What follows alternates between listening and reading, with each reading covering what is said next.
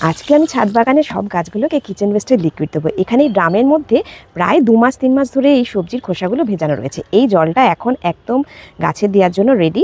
একটু দেরি করে দিলেই ভালো হয়, যাতে ফাঙ্গাসের সমস্যা না হয়। এই দেখুন এই লিকুইডটা, এই লিকুইডের মধ্যেও কিন্তু আমি জল মিশিয়েছি, আর কালকে আরও বেশ কিছু।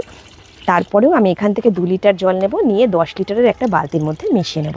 এরকম 10 লিটারের বালতি আমাকে অনেকগুলো রেডি করতে হবে, কারণ বাগানে অনেক গাছ আছে, শুধুমাত্র 10 লিটার জল দিতে হবে না, প্রায় 50-60 লিটার জল এখানে ব্যবহার করতে হবে।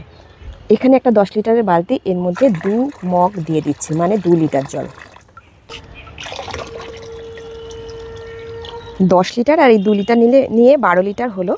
এই 12 লিটার জল এখন আমি অল্প অল্প করে সব গাছে দিয়ে দেবো। প্রথমে এই ঢ্যাঁড়স গাছগুলোতে দেবো, সামনে এই যে ঢ্যাঁড়স গাছগুলো রয়েছে, প্রত্যেকটা গ্রো ব্যাগে 1/2 লিটার করে জল দিলেই হয়ে যাবে।